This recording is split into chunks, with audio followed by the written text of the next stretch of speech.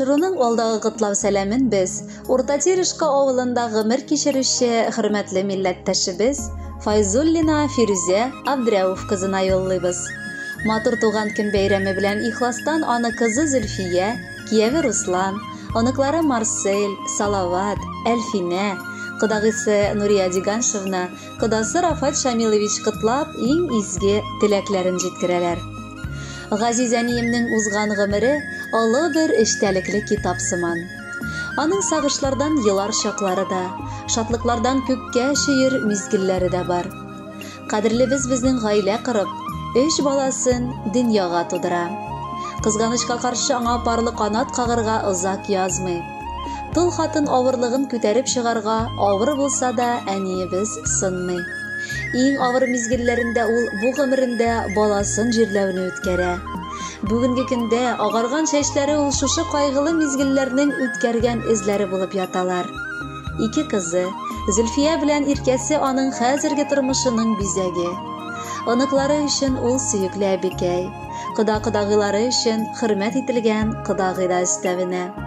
Сөеклебез, ихлас күңелдән сине матур туган көнең белән котлап, олы бәхет телибез. Нык яратканыбызны, хөрмәт итүебезне белдерәбез. Син бит безнең өчен җир шарында иң гүзәл, иң кадерле әниебез.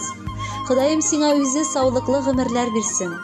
Безнең янәшәбездә 100 яшеңә җитеп, аннан да узып, бәхетле гомер ит. Туган көне бүген әниемнең, матур гомер яши дөньяда.